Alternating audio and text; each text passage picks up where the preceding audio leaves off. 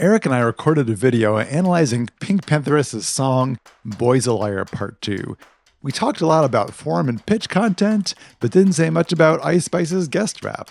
So I called up my friend Shawn to learn more. All right, so we're here with Shawn Setaro, who knows things about hip hop.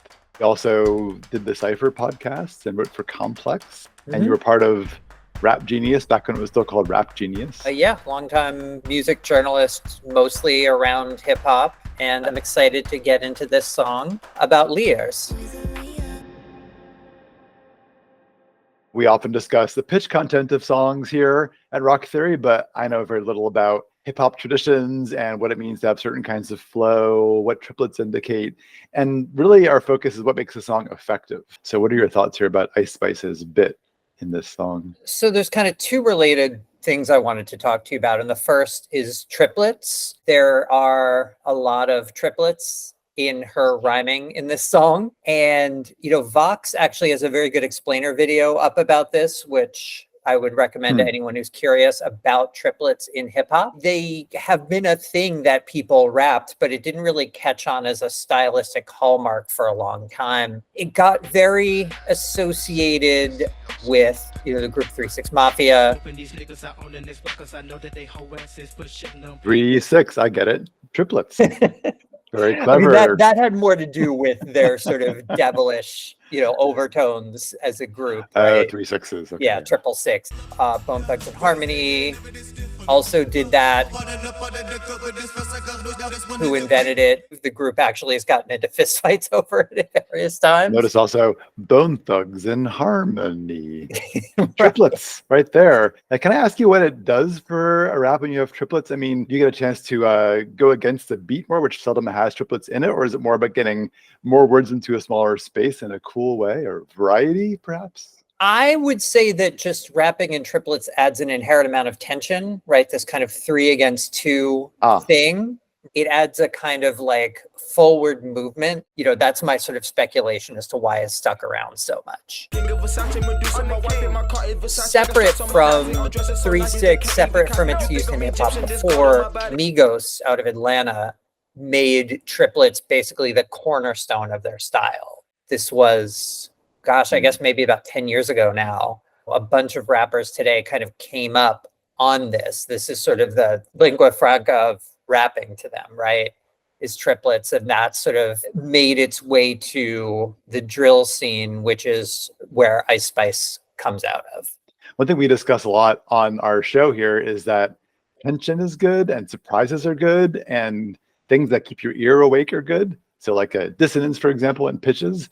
And I imagine if you're writing words, making a flow, those triplets would add tension. I mean, you'd have to talk to an artist to see sort of what they're thinking about. But yes, I would say it definitely creates a tension. It's a way of creating movement. And also it's just kind of what people grew up hearing, right? This kind of 3 against 2 thing. Do you have an example of a line here that has triplets in it? About halfway through, right? Like that boy is a cap, saying he home, but I know where he at. Like, bet he blowing her back. Think about me, cause he know that it's fat. That boy is a cap, saying he's home, but I know where he's at. That is an example of what we're talking about. And if you look at a bunch of Ice Spice's songs, like her early song Euphoric is a great example of this. We go like Winnie and Bobby, that nigga Fina could tell you adore it. There are those who are inspired by the beats that they're rapping over, I believe. And the main riff to the song is this thing that goes ba-da-da-da-da-doo-doo, and that ba-da-da. I feel like that matches her ba-da-da. She does a different part of the beat. Ba-da-da, it's a pickup, and she's going ba-da-da on the beat. He say that I'm good enough, got my da-da-da. Think about shit that I should've known. So I tell him it's one of me. He making fun of me. His girl is a bum to me. I will say that almost every rapper I've ever talked to says some variation of, the beat told me what to write. That strikes me as a plausible theory. Also, there's an Eminem song where he takes the beat, which goes ba-da-da, ba-da-da, do-do-do, do-do-do. He raps just that rhythm again and again and again. It should get boring, you'd think, but it kind of doesn't because he's getting so intense about it. Needed to be the most meanest MC on this earth, and since birth I've been cursed. That's the kind of rhythmic thing that jumped out to me about the song. And I think to your point also, like starting out with groups of 3 notes, but not in a triplet rhythm, and then moving into actual triplets. is pretty interesting in itself. Have you heard Boys a Liar, not part 2? I have not, actually. I think this version's a lot better. Mhm. The other version, that part with the singing feels like it drops the energy. Mhm. And in part because also the new version, the way they did it, I think Pink Pantheress did this herself, that she split it off so that the arrangement doesn't actually match what's happening formally in the music. So okay. Instruments come in and out when you wouldn't expect them to. You hear this also in the part that she reserved for Ice Spice. Like it's kind of a mix of this part and that section.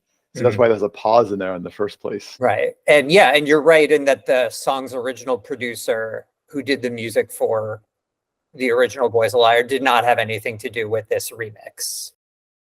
Another thing that struck me about this is Riot USA said this, I'm quoting from an interview.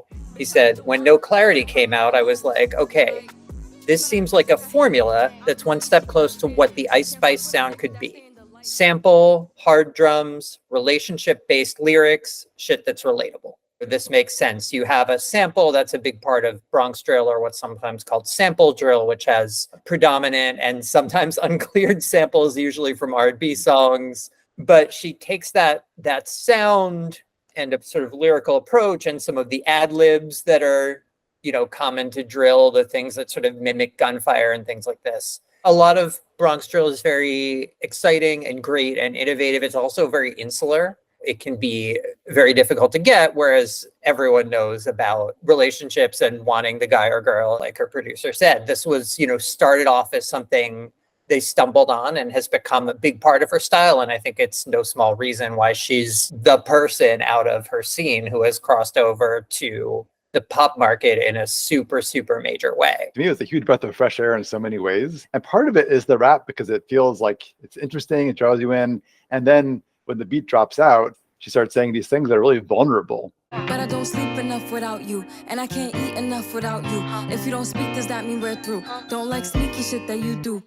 It struck me in the heart in a way that usually I don't hear in pop music. It is a huge vulnerable moment. Certainly other writers have commented on that. I'm not by any means the first person to point that out. I actually thought the first time hearing it, because the cadence is different and the lyric is so affecting, I assumed it was a quote from something. I was like, oh, is she quoting from some old R&B song? No, it's just, it's her very dramatic way of ending the verse and, sort of fitting within the content of the song. Here it feels very organic to me, though. It feels like it fits exactly and it develops ideas in the song. Mm-hmm. Obviously, part of the appeal is the personality of the performer and knowing who they are, what their life was like, and their authenticity. I think the mix of her kind of cocky persona and then the sudden vulnerability at the end, I found really affecting. I think that's the thing that will stay with me in this. I'll be very interested to see sort of where she goes. Obviously, she's collaborating with a bunch of pop people, and I wonder if this sort of like, in whatever she does next, if we'll see any traces of the drill milieu she came out of, or if that was just sort of like the beginning and, she'll be on to different things. All right. Well, I learned a lot there. So thank you, Shawn Setaro, for coming on the show. Thank you, Ben. Happy to be here. Thanks for watching my chat with Shawn. To hear Eric and I analyze Boys a Liar Part 2 in its entirety, check out the video on our channel. And don't forget to subscribe!